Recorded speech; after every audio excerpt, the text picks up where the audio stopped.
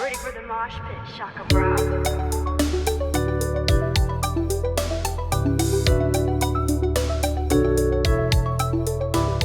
What's up, everyone? Welcome back to StrangeCast, Play One vs. Life is Strange fan podcast. It's episode 134, Side B. I am one of your co-hosts, Adnan Riaz.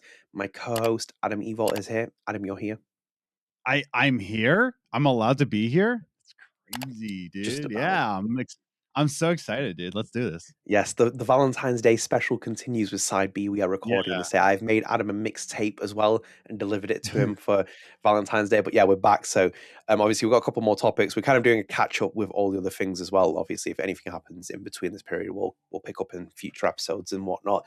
As we head towards the reunion release date, which will be very interesting, to say the least, with things that will happen. But yeah, before we start as well, if you are new here, please do consider dropping a subscribe to the channel, turn notifications, like the video, and share your friends. And StrangeCast available on all podcast services. Check us out on Spotify with a video version, Apple Podcasts. Go and check us out there. Go and rate us. Go and download us. You help boost our visibility and get instant access to the content as soon as it becomes available. We are on Patreon, so you can support us on Patreon if you like to. And also as well, we're on social media, so if you can follow us there, it's greatly appreciated. Where we're at with this episode, I don't know when you're going to get it. Just bear with me, because obviously I'm going to start juggling the Kathy interview and also the first part of this. So just bear with it. When it comes, it'll come. So you will start getting podcast episodes, just kind of bleeding them through. And as I said as well, with the Kathy interview, you're kind of going to get a rougher edit because we don't have time to do that. I want you to get interviews rather than me trying to filter out every and R's. So you're just going to have to deal with Adam's and R's and also my and R's as well. So that's it. Kathy doesn't do and R's. She just does Hayley Williams. That's like her motif. So like, that's what it is. But yeah, anyway, Adam, we got some interesting topics. We didn't talk about this one. It happened. And I think this was when we were like, the schedules went a little bit haywire, but I think it's actually quite, I remember it like, we need to talk about this. Should we get into this? Yeah, I did not see this one coming. Yeah, I'd pay for part of this. I'll come into that story in a moment as well. Because like people are using this resource and I was like, I'd like double check it as well. But as you can see here, I'm going to put on the screen. This is Amazon Prime's Life is Strange series reportedly finds its Max Caulfield. This is from Geek Tyrant, and they put here Amazon Prime's video's long gestating adaptation of Life is Strange has stayed quiet since it was first announced, but a new report finally gives fans. What's that? Long gestating adaptation. Gestating. It's That's gestating. Weird. What is that? Hang on a minute. I'm gonna look that up. That's a very weird. The word. Look up the word gestating. Look up the word gestating. Not just long. Yeah. Long gestating describes a project, idea, or literally a pregnancy that takes an unexpectedly long time to develop, plan, or come to fruition. Yeah. Why have you not seen that? Yeah, no, but why don't you just use like longer waited or something? It's just a very weird phrasing to kind of put in there. Yeah, gestating is kind of like a weird way to put like a project. I mean, they do use it for projects because it is like you're in your pregnancy stage and developing, and it's like a little baby going in. Well, that's definitely a project. Like we'll say that as like a project itself. Like, yeah, okay, very, very strange. Anyway, Adam, continue on. According to multiple sources, the series may have locked its leads, and it's a casting choice that already has people paying attention. A report from the Insider, which has since been echoed by several reports, says that Maisy Stella has been cast as the lead in Amazon's live action take on Life is Strange. While the report doesn't directly name the character, the assumption is straightforward. The first game set is entirely on Max Caulfield making the focal point for the adaptation that starts at the beginning. Stella is no stranger to emotionally driven storytelling. She's widely known for playing Daphne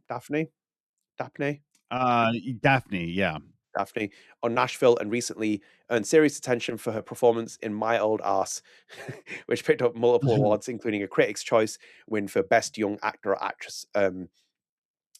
If this casting sticks, well, we've gone through this. We know all this other stuff. Adam, just on top of that as well. So basically, this guy is like an industry insider report and stuff, and he had it locked behind a paywall. I paid for it just to double check if there was anything else in there. I can't pull it up on screen because, I didn't put it on a place to post. I did download it as well just to kind of keep it because this guy obviously charged me for it, which is even more outrageous. Just to read off of what it is in here as well. It is literally 2 sentences. that he put in here. Yeah. 3 actually. No, 4. It's a lot more filler actually. There's like a lot of details in here, but nothing that's kind of massive in here. He's put here, just to read his report, he put Maisy Stella, who broke out opposite Aubrey Plaza in the acclaimed indie movie My Old Ass, has landed the lead in Prime Video's Life is Strange series based on the popular video game franchise from Square Enix, created by Charlie Covell. The End of the Fucking World. The live action series follows Max, a photography student who discovers she can rewind time while saving the life of her childhood best friend Chloe.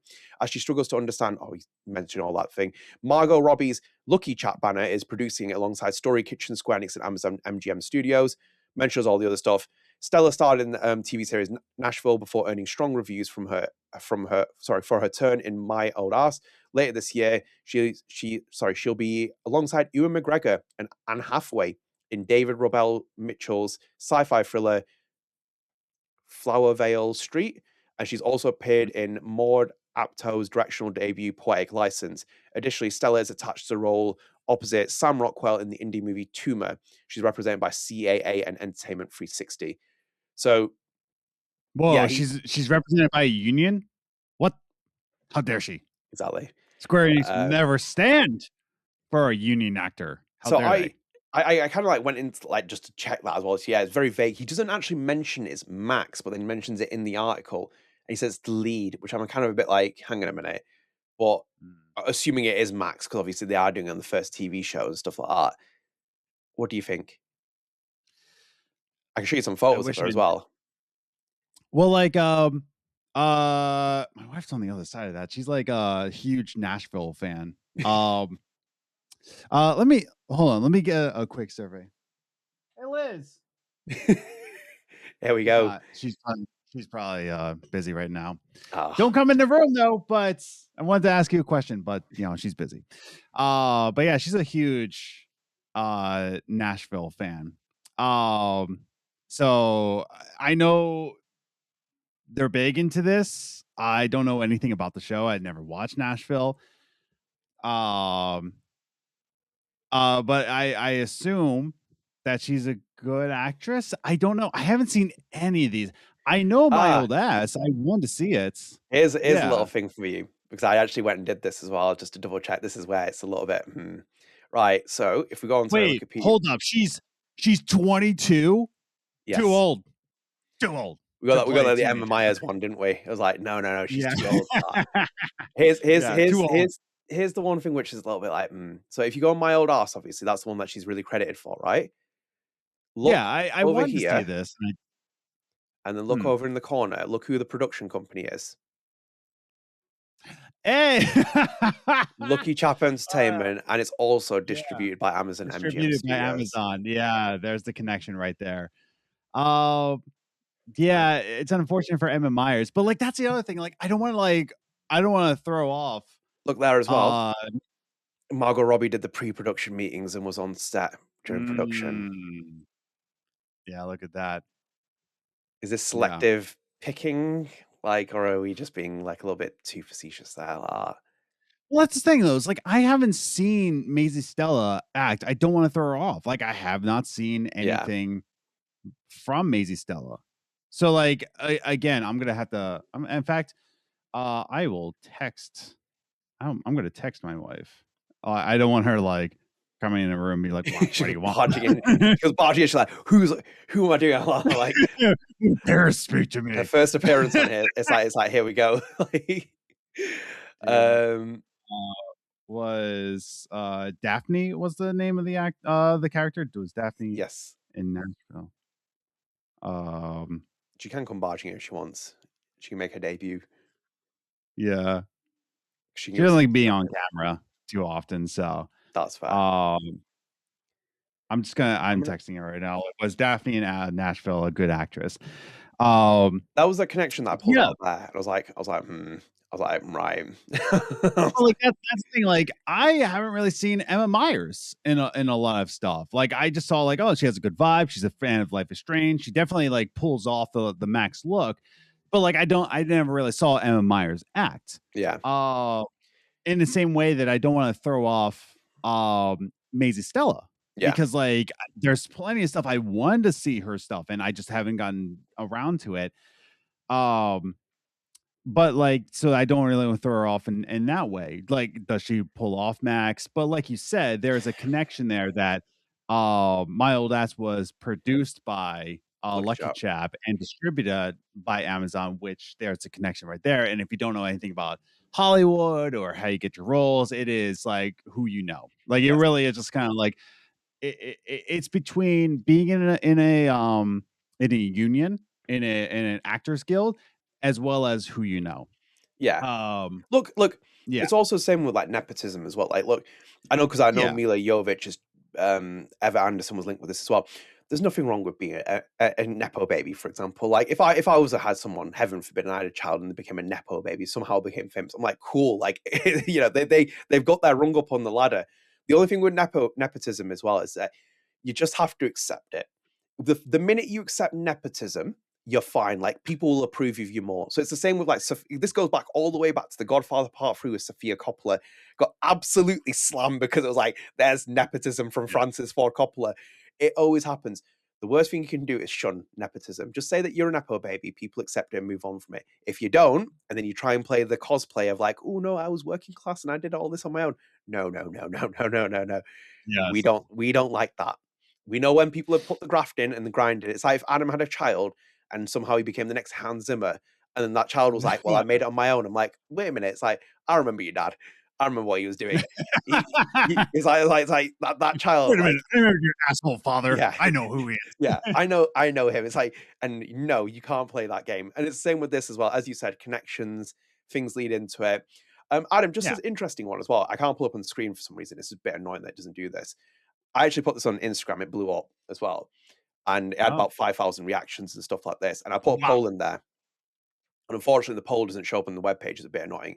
It had 1,139 votes in it, just for a bit of data sample that we can get from Instagram. That reliable data that we're giving you at this point. But I did ask in here as well. I put in as well, how do you feel about Maisy Stella reportedly playing Max Caulfield in Life is Strange TV show? So the options were yes, no, and on the fence. Do you want to take a guess which one was the biggest? On the fence. That was second. So really, in terms of Maisy Stella playing Max Caulfield, 54% said no as the casting. 30% said on the fence, 16% said yes from 1,139 votes. Really? That's interesting because like again, I do not have a strong opinion about Maisy Stella because once again, it's more of like I need to see the roles before I can make an opinion. Because like all I can see is like her pictures. And so like I don't really know. So like if I were to vote for it, it would be kind of like I'm on the fence. I need to know more. In fact, I need to know more about the story in general. Like you know what I mean? Like what kind of Max are we doing? Are we doing like that? But again, like I don't know. Yeah, I don't know. Cause again, I wish I saw My Old Ass. I wish I watched Nashville with my wife now. Cause then I would have like more of an opinion. But yeah, I have zero opinion about this. Look, it's hard. My God. It's my wife. Here we go. That Daphne from Nashville. Was she good? Oh, you did? Oh, she texted me. I didn't get your text. Apparently she was a decent actress. Would you want to appear on camera or no? Oh, she's in her pajamas. Can you ask her what she thinks about Max? Her playing Max? Liz. Okay, so I want to put the microphone to the door. Okay, you're gonna see my legs, everybody. Liz. So Matt, Daphne from Nashville. Do you think she would be a good Max?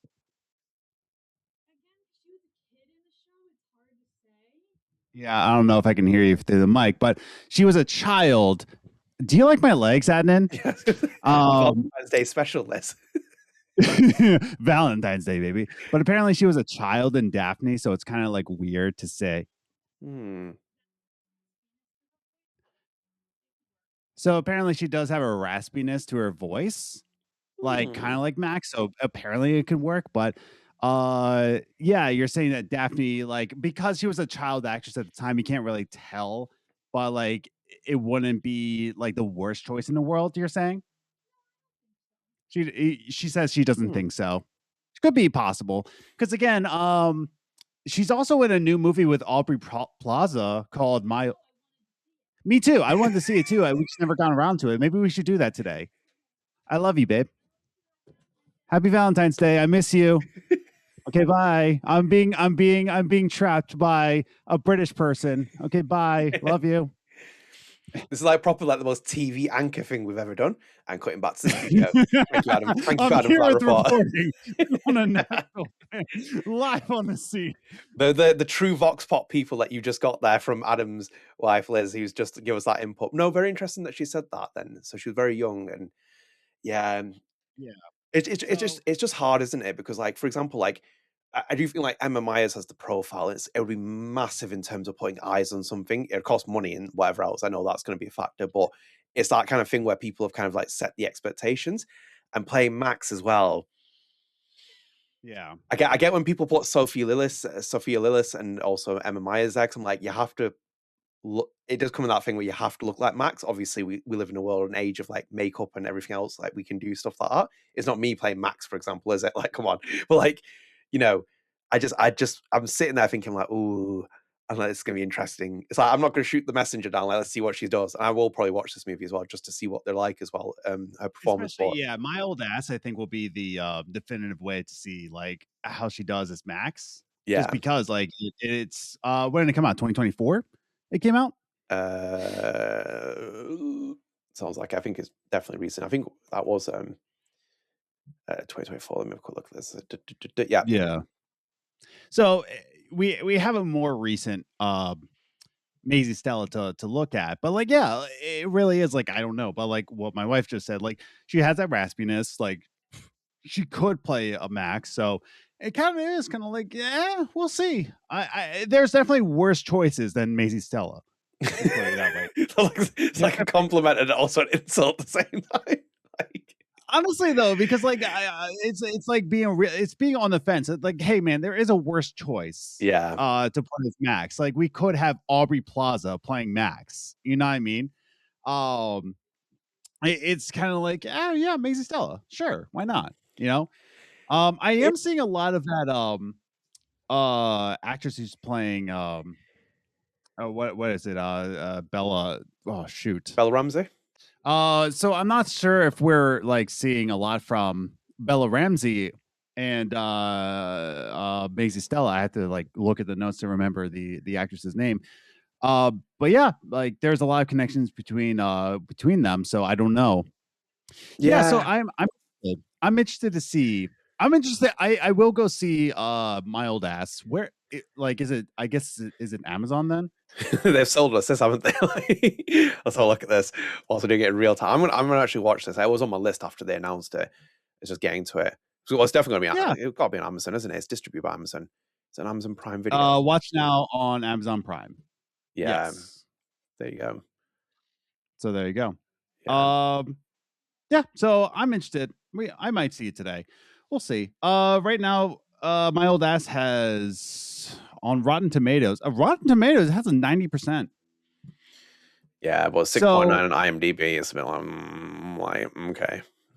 Well, like, here's the thing. It has an audience rating of 89% and a Rotten Tomato of the critics for 90%. So they're pretty close. Audience critics. So yeah, I'm interested. It's that little thing that just bothered me. It's like that Margot Robbie connection. I'm like, and you know, and I'm like, yeah. I'm like,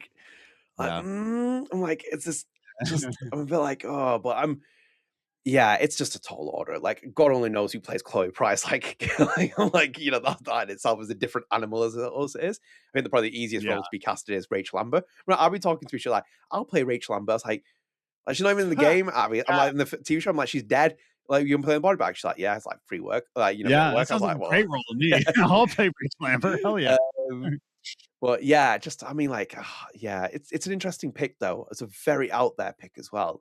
And it's like you're gonna have to like give it that marketing push and whatever else with it. It's a bit like, oh yeah, this TV show. I think the first footage when we see it, that's gonna be That's Yeah. gonna be that's gonna be the one where it's gonna be like, we'll get Liz back on the report as well from the door.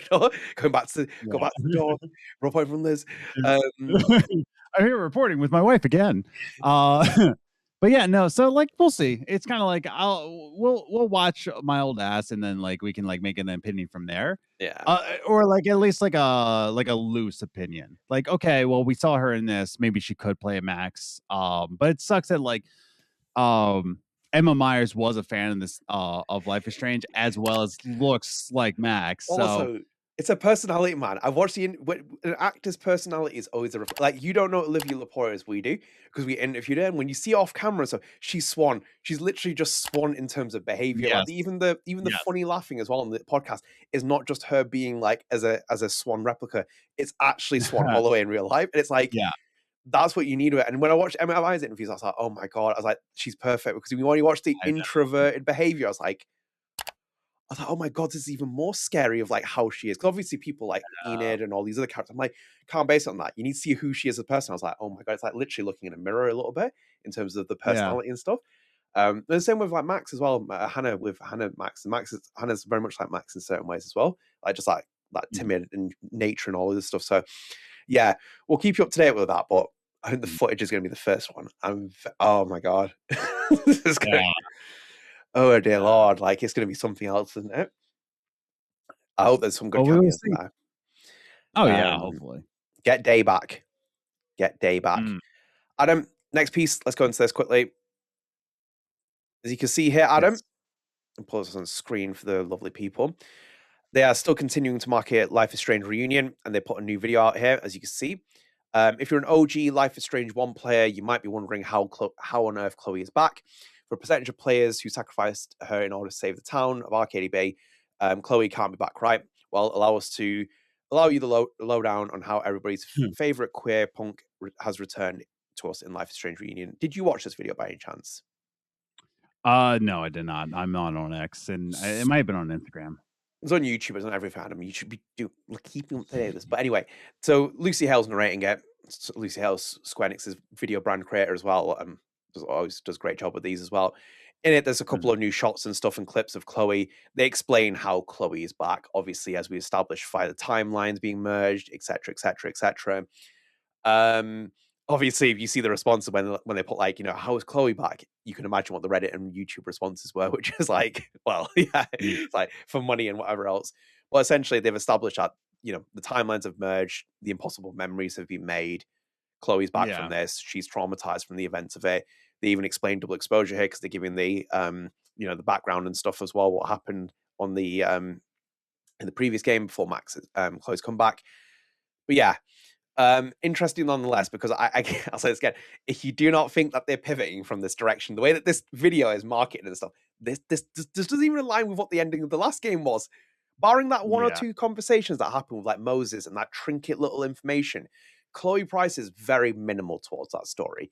It's so minimal towards that story. She's that triggering, activating plot point when we need to. Max is looking at her phone in the bar. It's like, oh, Chloe, I missed you and stuff like this. It's like, well, we couldn't even put your picture in here. We put a butterfly emoji instead because like we're not paying for the money to do the assets. We are where we are, but they've explained it now because they gained the marketing point of that. This is how she's back. Yeah. No, so like I thought they explained this in the live stream when they did. Like, can you bring back Chloe? And I guess this is more detailed from that live stream then. Yeah. It's a bit more detailed. It's got like a couple of footages in there. And it's like a little bit more kind of like, well, she's merged the timelines for this reason and this has happened. And they're kind of giving that extra exposition as part of the... Okay. So this video is more for people like me who like put, Chloe into the sea as much as I do. It's like, well, how can she be back? And it's like, well, we'll explain to you, Adam, in this way. So, yeah, I don't know. I thought it was well explained in the live stream before. I was like, yeah, okay. Like timelines have merged. Okay, like I can buy into this, So You're one of the few people who's buying into it. Some people are like, no, like she's here. This is the T-800 moment. The Terminator is here. Arnold Schwarzenegger's Terminator is here. She's arrived from the future. She's arrived here anyway. She's arrived. And I'm sorry, but just like, I don't know, man. Like we're everybody asked for Chloe, and you just gotta Okay, I'm gonna put it this way: for so many people begging for where's Chloe? Where's Chloe? Dude, you could have said like a magical unicorn penguin came from the surface and brought her back from the dead with magical necromancy, and that's how Chloe's back. I would buy it, because it's kind of like you gotta. If you want Chloe back, you have to explain to everybody, and this is probably the most proper way to explain how she's alive. And if you're gonna bring Chloe back, you're gonna have to buy it in to like, oh yeah, well if you killed her, it doesn't matter. She dodged a bullet. I don't know, man. Like it's just kind of like they got to bring her back in some way, some form, dude. So like this, yeah. But what you're saying as well, they're teetering now on the Rise of Skywalker and Palpatine moment, and it's all about the delivery, the landing, because it's either Return of the Jedi or it's Rise of Skywalker. However this ends, decide what you want to do here, and it's ultimately that she's in play. This is the final chess. This is the final card that they could play, the trump card. They've played it. They have to deliver on this now as well. Some people in Pricefield will be happy with this. They just want to see Chloe back with it. Some people are just outright going to reject it. Whatever happens, it happens. The problem is it's in play, and it's already changed the mood with some people, because some people are like, I'm going to wait for the reviews. I'm a bit more optimistic, and it's done what it needs to do, but it's like delivery, landing, and what you need to do. And they're keeping it simple as well. So it's the explanation of how she's back. Don't overcomplicate it. Just do what you do. And for me as well, this is how I would pivot the game if I had to. Like, this is the only way you can pivot from into getting Chloe Price in the story. She's not that big in Double Exposure. It's very minimal conversations. Like you're reading into too many plot points. Like, as I said, there's a paper trail to tell you where Chloe was in that game. Deandra Warwick, Mallory Littleton, Elizabeth Blau, all the comments that they made and everything else as well, the marking. Look, I don't know if I said this to you in the last episode. The best comment I saw, it wasn't even mine, the best comment I saw on Reddit was someone that said, if Chloe Price was originally planned for a reunion, you would have ended that graphic saying Max Caulfield and Chloe Price will return. But they didn't. They ended it just with Max Caulfield will return, which is what they were planning to do, because Max Caulfield was the future of the franchise. Again, they are trying to, at the end of the day, this is a video game business. Yeah. And if the customers are saying, we want whipped cream on our ice cream, well, gosh darn it, we're going to give you whipped cream on your ice cream so that you keep coming back, you know? This is just about like what the fans are asking. Yeah. And they ask for Chloe, and this is what you get. And this is why I said, like, be careful what you ask for, because then it's just going to be like very complicated. You're not going to get Ashley Birch back. You're not going to get a good explanation of why she's not dead. And for me, this is why I'm just like, yeah, sure, like she's back from the dead. I don't really care of like how they bring her back from the dead, because you have to have this so complicated, like factor. That's why I don't think I watched this video, because I'm like, yeah, it's like you're gonna have an explanation, but it's just like at the end of the day, it doesn't matter. Yeah, you know, Chloe's back, but like they have to have some explanation to bring it back, because you can't. Lucy Hale can't go on a video like, oh, you might be wondering how. Wait, I got to do a British accent. Well, you might be wondering, bruv. That's like she me. goes like, that's not her. Like, she goes, boy, hell, fuck you. She's back. Oh, go. Let's go to the pub together, mate. Jesus. No, but it's a fair point though, because it's the same with this as well. That we are where we are right now with this, and I would say as well, if you go back to that Simpsons episode with the focus group, what did they do? They bring Poochie in, and then what did they do by the end of the episode? They kill him off, because it's like, actually the focus groups dictate me, like, we don't like him, and it's like, yeah, okay, we get. They've focus grouped their way into this mess. They're getting their way out of it, quote unquote, getting their way out of it. The plugs have already been pulled on Life is Strange and all this other stuff. You're playing the dice now, and they just need to give enough reason for why she's back. It's enough. Again, as Adam says, well, it doesn't matter anymore. It doesn't matter. But they breaking every parameter. It doesn't matter. Nothing is sacred anymore. We're gonna break it. It doesn't matter. Max jumps back in a photo for 3 days. She's staying there. Why? It doesn't matter. It's gonna happen. It doesn't matter. It doesn't matter. Just like you wanted her back, and it's just like they did that in Double Exposure though. They did it in Double Exposure, didn't they? That was the starting point. It was like, it doesn't matter. Well, Max's trauma, it doesn't matter. It happens when it happens. It's like, no, that's not how people deal with trauma. No, it doesn't matter. That's where we're at right now. The conventional rules and parameters that are in place for projects is gone with this one. You're just getting what you're getting. And for them, all I hope is that you deliver something that just is more palatable. And you have to kind of, it has to be really soft. It has to be like, again, Force Awakens rather than The Last Jedi and Rise of Skywalker. if you want something back into the ether without like thinking about the paper trail, you're gonna have an answer that like, hey, it doesn't matter. Yeah. Back, sure, why not? In the same way of like, oh, we love Force Awakens, or not Force Awakens. We love Force Unleashed. We love Force Unleashed. We want a second one. But if you played Force Unleashed, how, fam?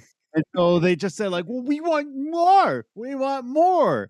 And the explanation you got in Force Unleashed 2, you're like, well, that's stupid. I'm like, well, what did you want? I'm not trying to spoil Force Unleashed if you haven't played it yet, or like know the ending. Though.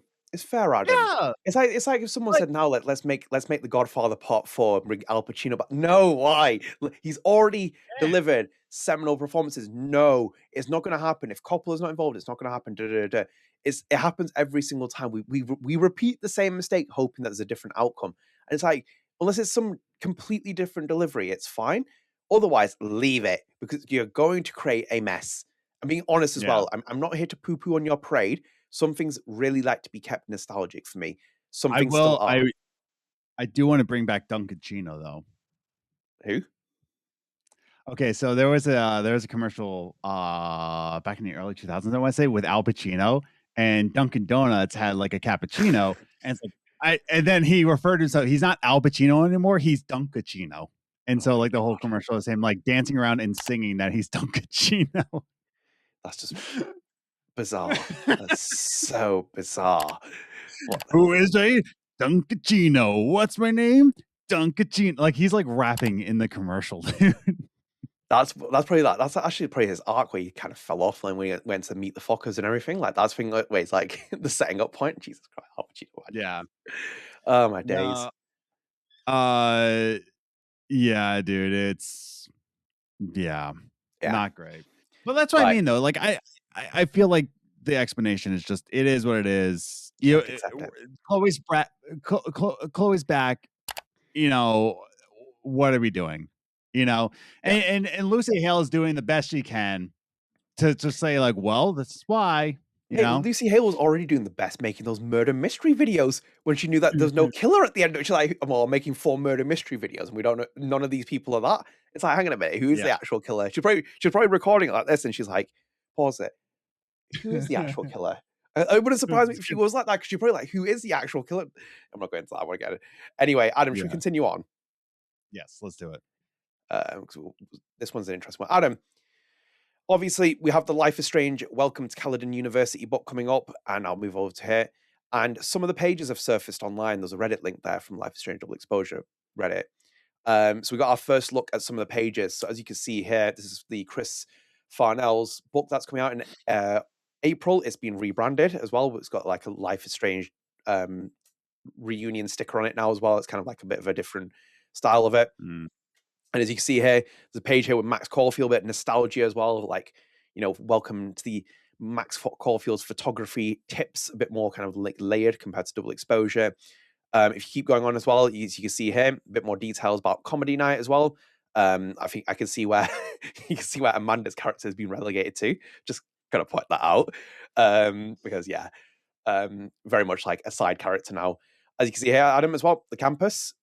Caledon University, as it is, very beautifully created as well. There's definitely more open spaces compared to what we got. They definitely hid some of that, but as you will. Oh god, yeah, like that parking lot right there, yeah. Yeah, where did they put back as parking lot? Like that, yeah, did you actually make that? No, I don't think you ever mentioned that. Oh, can we get him on the stream? Backer, jump on the stream. We need to know if this is actually in here. It's like, please. Doing there. Yeah, he's probably like, what? I didn't make a parking lot there. But yeah, as you can see, Caledon University is a big little Hogwarts little complex that it's got. And then there's this one as well, which is obviously Adam, the big podcast person competing against us, Loretta Rice, as she is, trying to fight with our thingy.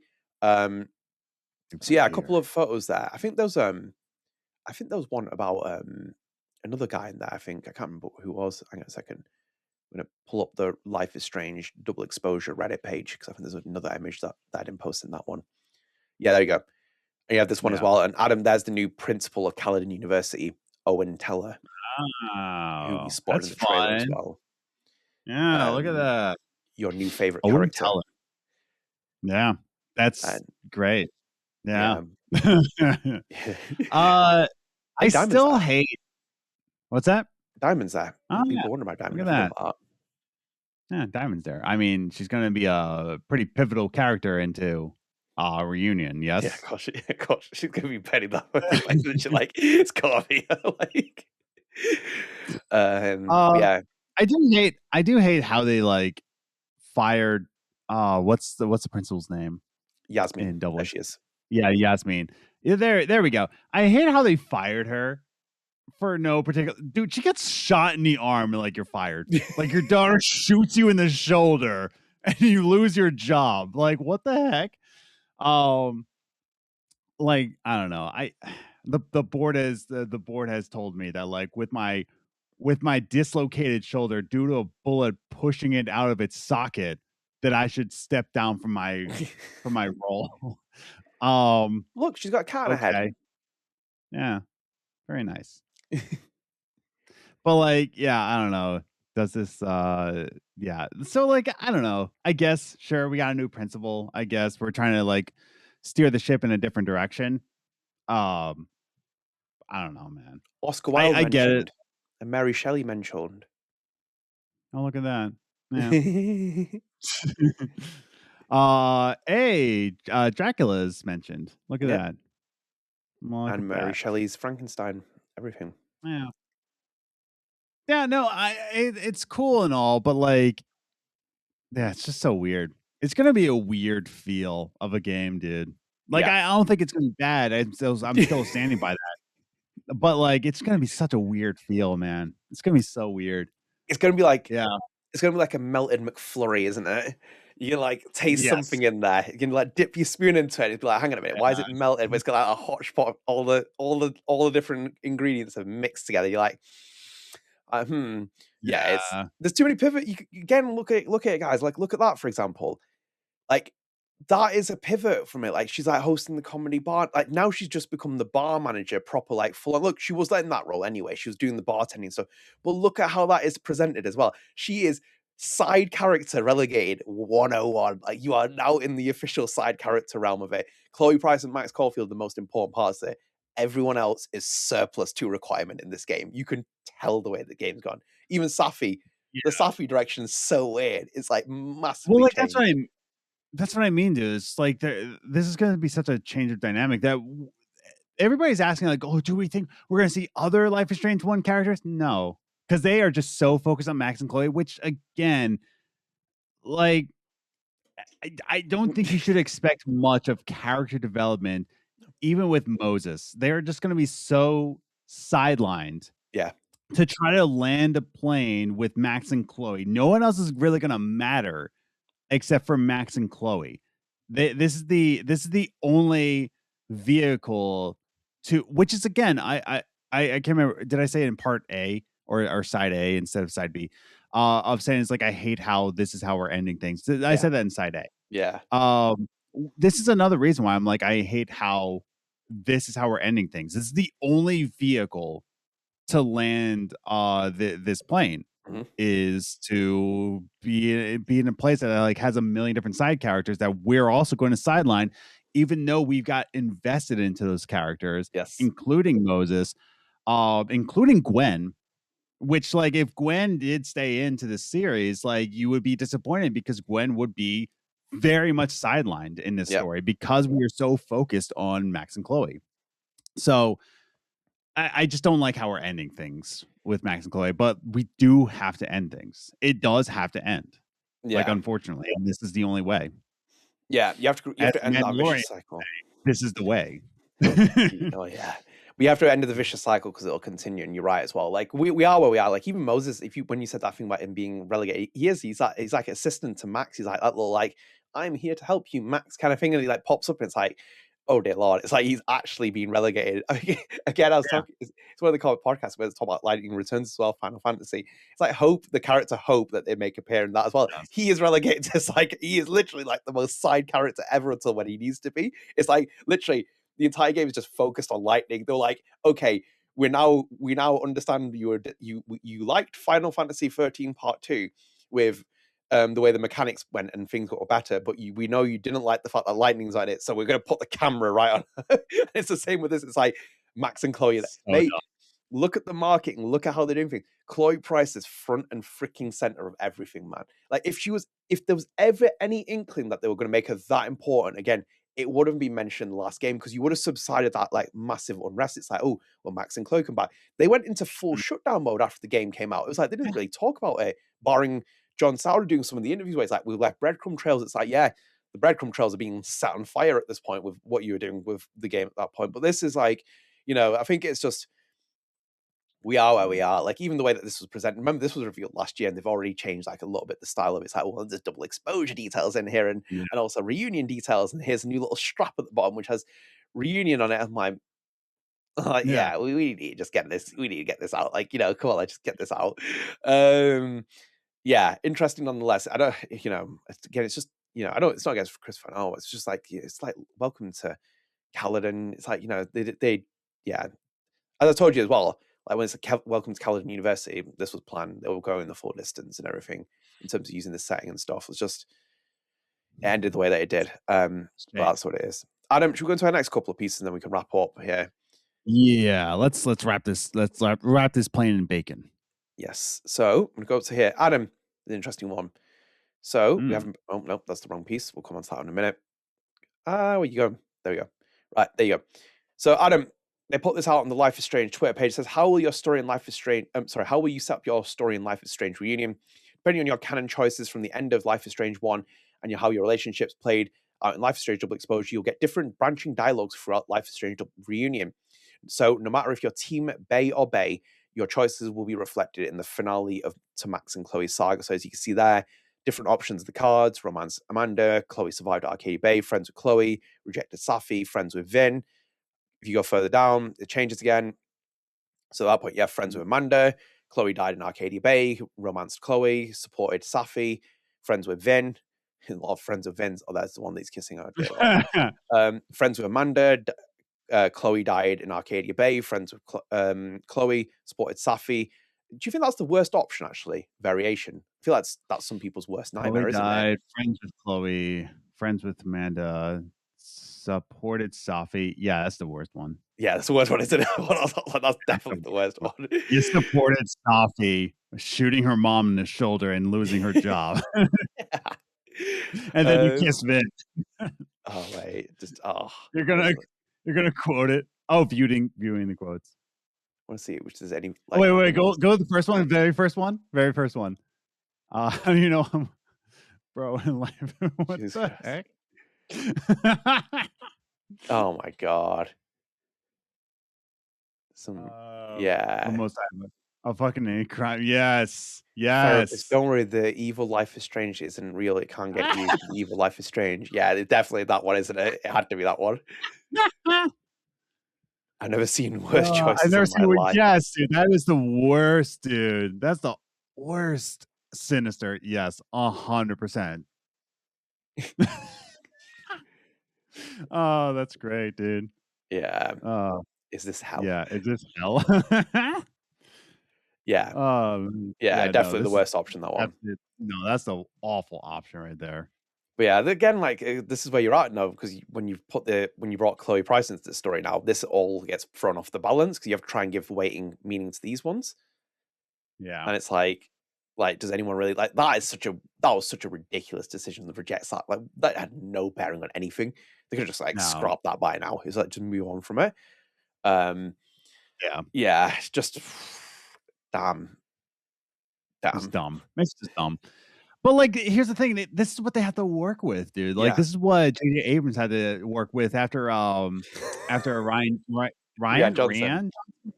Johnson. Yeah. Put his stamp of approval on the Star Wars series. So like, this is what we had to deal with. This is what we had to deal with. So it's like that.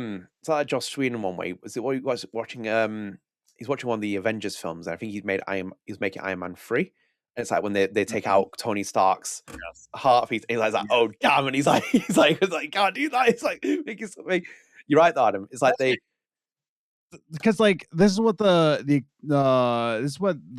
new team has to work with, not only with what Michelle Coe wrote in, but also what the double exposure team wrote. So it's like they had to work with two completely different teams to land a plane of character arcs that they did not themselves write. Yeah. This is like if you ever watched Hell's Kitchen with Gordon Ramsay when they do the challenge and the chefs go in singular at a time for 5 minutes and start cooking, and then they leave and the next chef comes in and they have to pick up what they've left off. So it'd be like if Adam came in as the third chef after two of the chefs and they were making a dish and he has no idea what's happening and he's trying to see what's actually been prepared. And if someone hasn't prepared the rice or something else before it, he's now behind on things and he's trying to chase up things. And you're putting glue. It's like putting glue together on tons of things and hoping it all sticks. This is where you're at. Yeah. And again, the way that they wrote double exposure, the final part of the incarnation, it's any writer's worst nightmare. The way that it's going, because I've seen people try and do the thing where it's like, well, you can do this. No. The parameters are too short. You can't just start making stories off of like third timelines. No, you have to work off what it's going. The narrative flows in a certain way. However bad that narrative is, it flows in a certain kind of way. And you have to work off that. And this is the result of it, where they're now trying to deal with all these choices. And ultimately, the two, as I said, the two main ones are Max and Chloe. Anything that's related to Max and Chloe is the most important now at this point. Everything else is just appeasing things now. You've made the decision. You brought back Chloe Price. Max is there. Yeah, that's the main focus. Everyone else, again, you use in parts to accommodate the story and support it and do other things. Nah. But yeah. That's it. So, Adam, we'll move into our next piece as well, because we've got briefly one. It's just to kind of reconfirm some stuff that we found out as well from this. As you can see here, I clicked on like 15 million links here. Am I stuck here? Am I trapped in hell? Anyway, there we go. You are trapped in hell. Yes. Adam, as you can see here, we talked about this before, but it is definitely confirmed. So it is being thingy. The track that was in the trailer of Life is Strange Reunion is from Tessa Rose Jackson, sorry. It's called Past Life. If obviously you know her from Life is Strange Double Exposure, she was a songwriter and score composer. Worked with Feel for Music on that. Has worked with Feel for Music on this as well. The description was in the trailer, the individual trailer from it. Also, Feel for Music have posted this as well. Feel for Music as well. Here's a fun fact. Also worked on Lost Records Bloom Rage's trailer, the launch one. One that had Sparks, yeah. So they've done a lot of music supervision. Big history of Life is Strange that they've worked on with them as well for doing production. But they did do the that launch trailer that Marin created, the absolute cinema Lost Records trailer with Sparks. But yeah, Tessa Rose Jackson's track, very good track. I listened to some of the lyrics. I tried to pull them out. I was like, it's actually really like we're getting Tessa to do what Tessa needs to do, and it's like, it's really cool to listen to that. So I'm looking forward to seeing it. But my expectations are set to being like, this is not a homage. This is not. I'm trying in the same way that everyone was hurt by my words to say, like, be careful where you ask for Chloe back. Be careful of that. And everybody's like, no, Adam, oh, you're so stupid. You have the worst opinions ever. And then Chloe comes back like, no.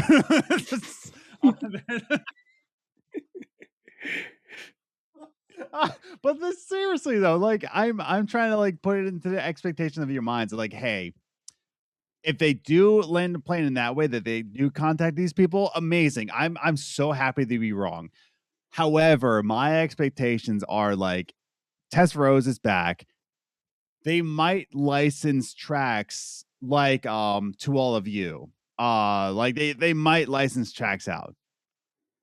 Don't expect anything new. Don't expect like this whole big Avengers of all the different composers.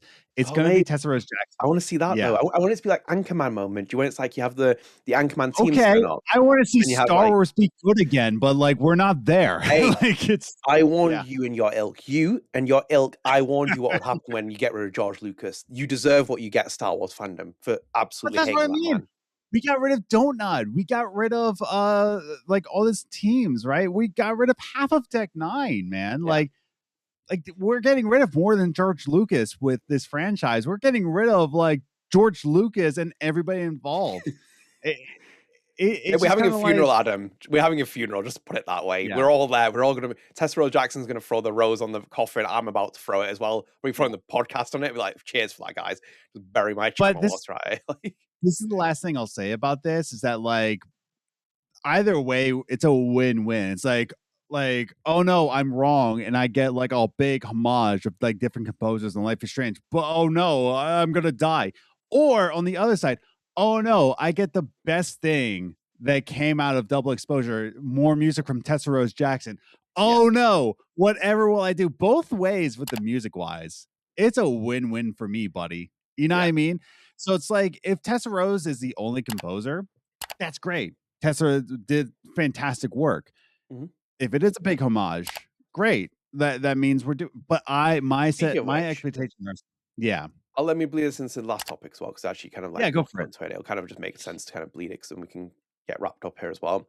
So Yeah. I Adam, there was like those tons of cars, because I think we talked about the Rachel Amber one and the collector's edition and stuff, which is now sold out, and a lot of people are upset with that. And I just want to kind of pull up the last one here as well, obviously, because this one's a big one here, which was like, they said, is this the finale for Max and Chloe or for Life is Strange?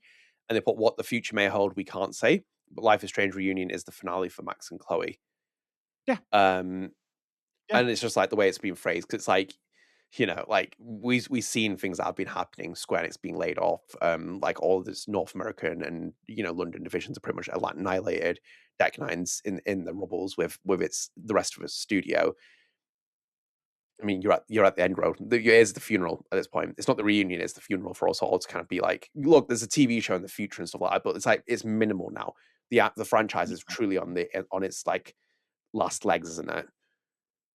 That's what I mean, dude. It's kind of like they might bring a homage, but like my expectations are just like, hey, we are so focused on Max and Chloe that like even the music, like, hey, Tessa Rose is already like game for it.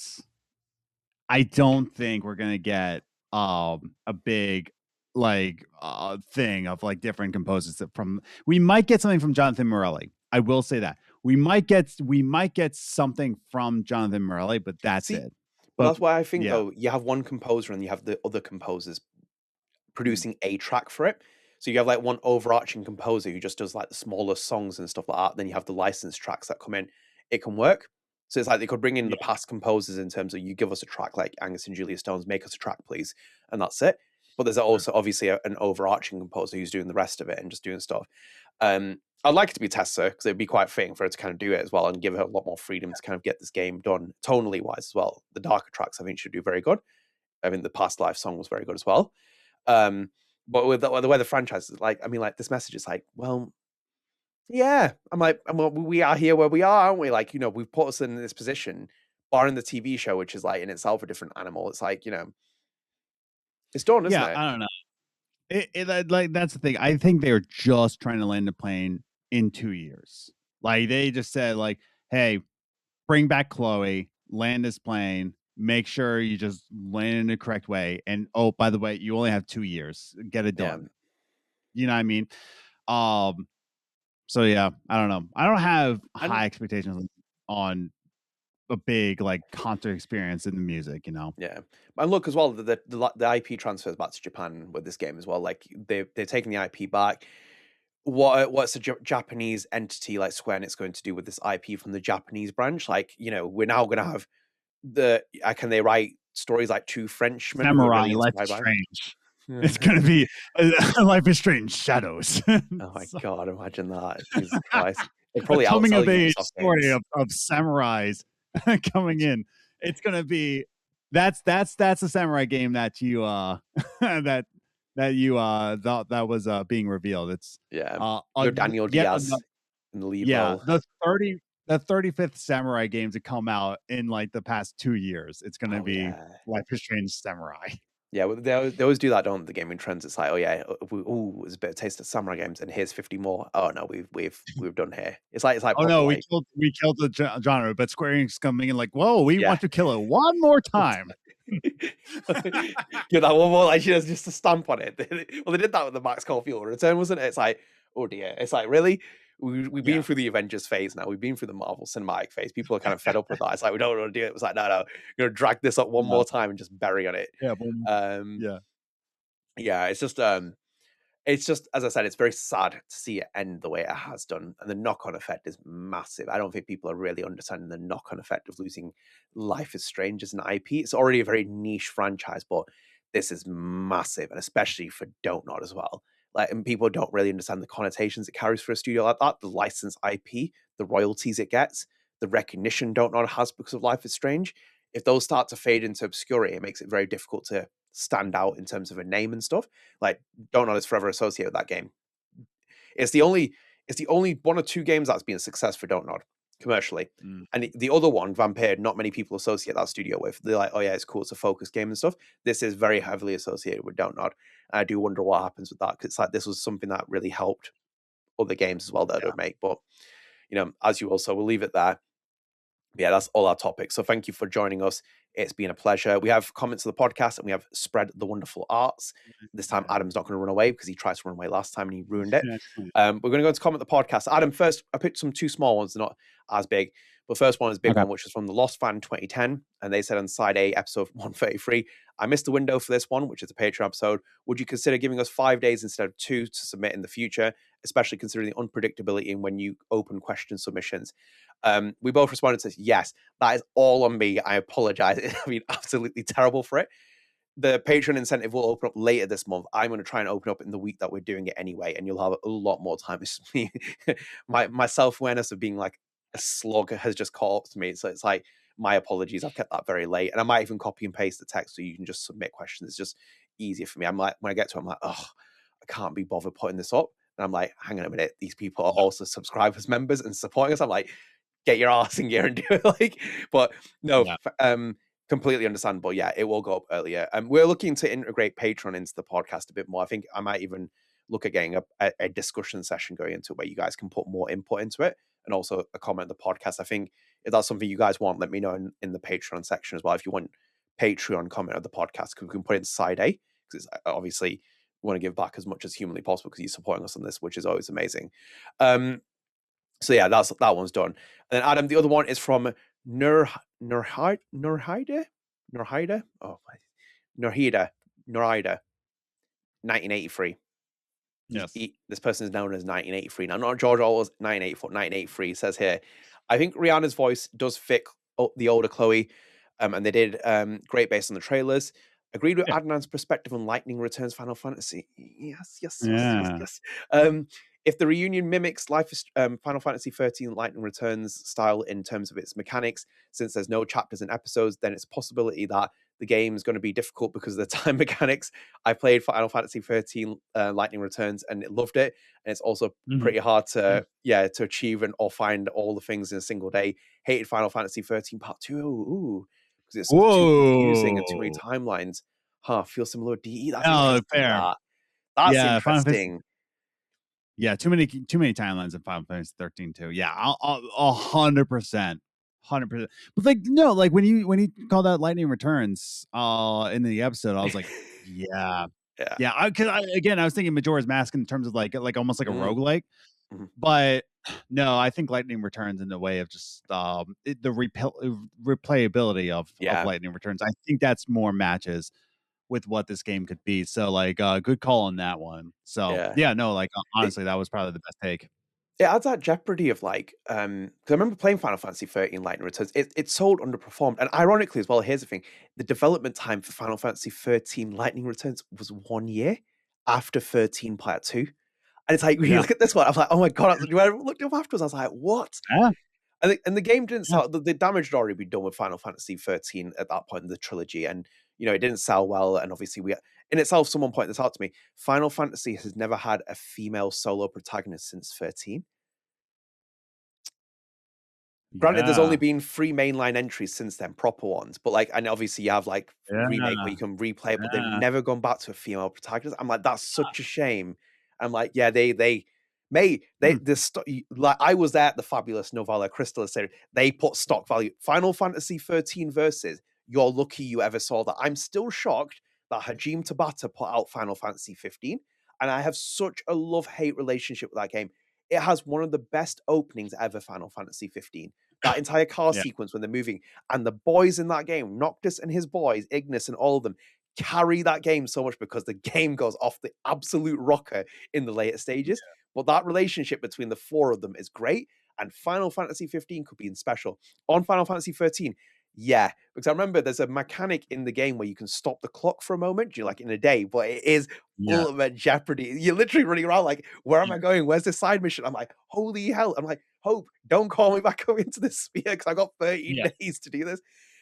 See, that's what reunion needs to be, because ultimately when people like, is it choose between Chloe and save Caledon? I'm sorry, the bar at the end is going to be 99% saving Chloe Price because no one cares about Caledon University or the characters or anyone else. There's no Pompidou. Adam's going to save Chloe Price for God's sake because of this. He's going to be like, looking like, Yeah. well, Vin Lang can go to hell. Like, all I care about that. But no, again, this is where that Final Fantasy 13 model for me, the 13 Lightning Returns does work well. Like, it really does work well. You should give it a shot. 13 Part 2 is an interesting one, that comment, because I enjoyed that. The mechanics were a lot better in that game, but I get what they're saying about the timelines as well. I was like, I get a minute. It's like, what's going on here? And it's like, because it was good though as well. If you remember it, if you've seen it as well since the podcast started, that Lightning Returns Yes. graphic has been there since the beginning. That was from the I think it was when I got it was like a holographic card in Lightning Returns when I bought it at release. I even had the Xbox 360 Final Fantasy 13 one. It was my first entry into Final Fantasy. It's so weird because it was like, it was such it's still a divisive game and it's so hated in Final Fantasy's community.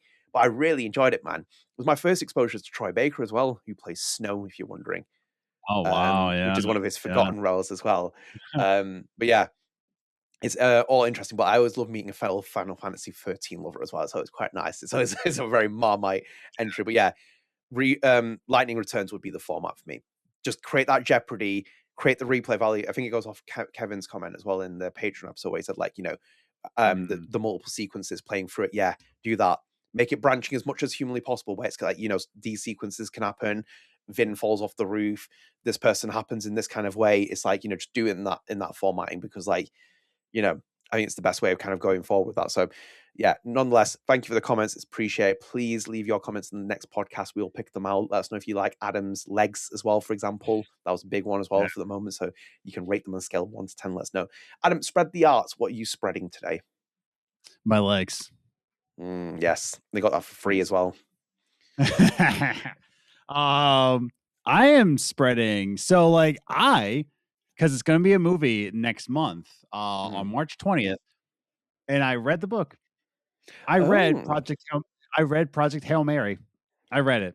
Are you one of these people that likes to read books before watching the films, or is this just an anomaly situation? It goes either way. Like sometimes so most of the time if I see a movie coming up, I will read the book first. Like I did that with Ready Player One. I read the book first and then I saw the movie. Same thing with the Harry Potter films. I read the book before going to see the movie, of course.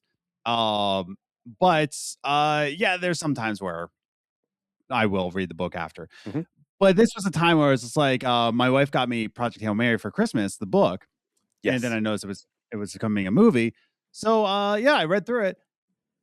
Gotta say, not the greatest book I've ever read, of course. But the hype is real. The hype is real. Like this one was really well read, and reading through it, I was like, yeah, this is definitely a movie script. 100%, dude. Because if you don't know, it is from the author Andy Weir, who also wrote The Martian. He wrote The Martian after he was, I believe he was laid off from Blizzard.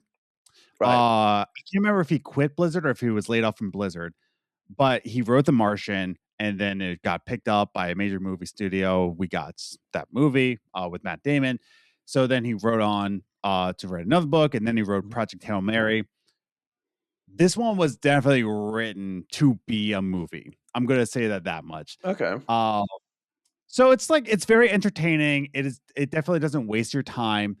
It's longer in terms of like, it's 474 pages. So I'm interested to see how like what they're going to take out of the book to make it fit into a 2-hour film. All this to say though, like I enjoyed it. I think if you're like on the fence of like, oh, should I read Project Hail Mary? I think it's worth your time. Yeah, pick it up. Like it's on paperback. You can definitely get it for like $20. Yeah, I think it was a really well written book. Especially if you're a big fan of like sci-fi, There's a lot of scientific research put into this book. There's a lot of like time dilation in terms of like how space works. Mhm. Yeah, no, I enjoyed it. I'm sure I'm going to enjoy the movie. Nice. Well, I'm going to ask you something as well because like we know what an Adnan game is like and wherever else of it, but the one for this one and the big test is this an Erica Mori book? Oh, no. I would No. not recommend this. I don't. I think Erica would. Is this the kind of book that should throw out of a window and then hits Anastasia with by accident, or is this like a kind of book that should actually enjoy reading? I think okay. So where I say that, like my take was like, oh, that was good. She would. I think she would be like, that was fine. I think she would be like just a notch less than where I'm at with this book. So I you're think telling Dan me she'd be like yeah. J.K. Simmons, be like, not my tempo. Yeah, 100%. She would be just like, not my type. No, like she wouldn't hate it, but I don't think she would be like impressed with it. Dan Hutton, I think, would like this book. I think I think Dan Hutton would, because we've talked about books before and what she's reading. She also read I believe she read Shadow of the Gods. We were talking about that. But yeah, I think Dan Hutton would like this book 100%. Erica, I think, would be just not impressed. She wouldn't think it's a waste of time, but I don't think she would be impressed with it. Me, I'm on like the middle of those two, where I'm just like, yeah, I liked it. It was fine. I'm now excited to see how they turn this into a movie because again, I'm reading this. I'm like, Andy knew this was going to be a movie. Like he definitely, his editors were like, why don't you add this in? Make it into a movie. Adam, they've already got the reprint of the book ready where it says based on the motion picture based on the book. They've got the cover printed, man. my cover, it's not Ryan Gosling on the cover, but it has the little print saying like soon to be a major motion picture with Ryan Gosling. So I'm I only noticed because I remember walking around, I was like, and there's the Oppenheimer book, and I was like, I've read it before as well. And it's like this, like, man, you look at it as well. That's something that in itself is the bomb. Like Cillian Murphy on the cover, yeah. Same thing with the House Made by Frida McFadden. It now has Sydney Sweeney all over the cover now. So, yeah, no, if you're interested in it, like, yeah, I enjoyed it. So, like, yeah, if you're into it and you want to read the book after seeing the movie coming out March 20th, yeah, not a waste of your time. I liked it. Very nice, very nice. So my spread of the arts, I was actually watching a TV show. I'm not going to give a review on it yet because I'm still in there. But I'm going to show you my other one. It's visual, this one. It's got, ooh. So, and I'm back here. Yeah, so I'll come back to the TV show at some point because I'm still watching it and we're near the end of the first season. But this one came, which was a bit surprising. So, drum roll. This is Tessa Rose Jackson's vinyl. So this is her first.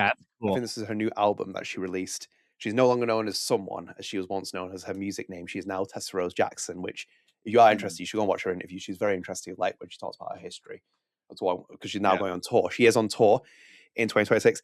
This is a gorgeous, gorgeous freaking vinyl. And I mean, like, truly, when you like get something that's like made with like incredible care, like Life is Strange-esque, this is insane. Like, there's an entire like book of like things in here of like details. Oh, I like it when people do that. Yeah, that's been a trend in a lot of vinyls now. Like it's like a whole big booklet instead. Mate, yeah, like for like an independent artist and doing like a vinyl, like this is up there. It's like one of like the best in terms of like just the quality and stuff. Like just going through it, and even the vinyls as well look amazing as well inside. Like I've bought vinyls before. This was up there, and it was like relatively cheap as well for her to make this as well. Or I mean, like in terms of the price and stuff. But yeah, crazy. And she's done that. So yeah, 100% recommend her new album's out. She's going on tour. Definitely check it out. Yeah. Do you want my heartbreak though? Is about this. I was in the midst of doing all my other stuff that I was doing. I got really busy. When I ordered this, there was an email from Tessa Rose Jackson, the production company that does it as well. And it said, if you wanted it signed, just reply to this email. I'll do it. If not, I won't sign it. And I didn't respond to it before it got shipped. And I was like, this is unfortunately not signed. So I was like, great, but maybe in the near future that might happen when it's signed. But yeah, very, very cool though. I would recommend it. I thought it was amazing. The quality is like insane. Even the vinyl covers as well and the sheets as well in there. You get like a proper cover in there built in. So recommend them. Yes. I mean, as I said, insane. I think that is the final. That's Almost that's dropped that out nice, there. dude. Oh God. We are going reveal, and there's the final. Nice. As That's great as it nice, dude. gets. I like it when vinyls like that, dude. They're epic, dude. Yeah. I like it. She's very good at music as well and everything else, and then she's nailed the freaking vinyl thing. So that is that. So I'm going to recommend that, so you can get that as well, and you can also get support her music because she's an independent artist, and she's also very, very cool as well. But we'll leave it there. So thank you so much for joining us. I will wrap this up with the Patreon users to say goodbye to, and for thank you for supporting us, which is Kevin Lackner, Sunday, Clare, McLoughlin, Jake, Carly, Kevin Kestis, Clarx, MrAnselmi, Spunger, The Lost Fan, Paul Groschke, Xavier, Ashlyn, and Katelyn. So thank you so much for supporting us on Patreon. And to Carly as well, because if she's going to watch the Catherine Vincelli interview, she should, because she talks about pluribus in there, and also as well Carol Strucker as well. So you should definitely check that out. I'm just going to put that there. We insert those questions for you because we know how much you love pluribus. But yeah, thank you for the support from the Patreon users. You can support us on Patreon. The incentive will come live very soon, so don't worry, I'll get that out ahead of time than last time. But yeah, thank you all for joining us. Let us know your thoughts in the comments. Did you like Adam's takes? Do you think they're terrible? What do you like? What don't you like? And stuff like that. But yeah, we're back soon though as well. I haven't even had Johnny Galvatron on this as well. He's been busy. There's been like a lot of little nuggets that he's been also, leaving. Apparently, I gotta say this: if you don't like my takes, my DMs are open on Instagram. Like, just say it also, to my face. No. Also, as well, people, please don't do that. Like, there's one thing as well, when Adam's profiles are private and whatever else with it, you can go and like follow him and stuff. But one thing I'll say is just don't go and give him your opinion. You're gonna see the dog. You said it before as well. The dog. I mean, go ahead, say it. You can say it. You might not like my answer, but you can say it for all you want.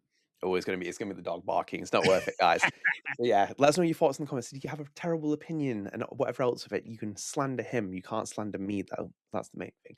But anyway, yeah. Leave your thoughts in the comments. We'll put the best ones out for the next episode. But anyway, take care, guys. Well, actually, yeah. If you are new here as well, please do consider dropping subscribe on the channel. It helps support the channel. You help keep the lights on. You help support us. You help us grow and all that other stuff. And also as well, this podcast is available on all podcast services. Check us out on Spotify with the video version, Apple Podcast, everything else. Go and check us out there. Go and support us. It really helps support everything that we're doing, because I use support a lot of times there in a sentence because I'm tired. Anyway, we're done here. Stay tuned. There'll be a lot more content coming. We've got a lot of exciting things planned. So yeah, take care, guys. See you later. Bye. Later. Ready for the mosh pit, shaka bra.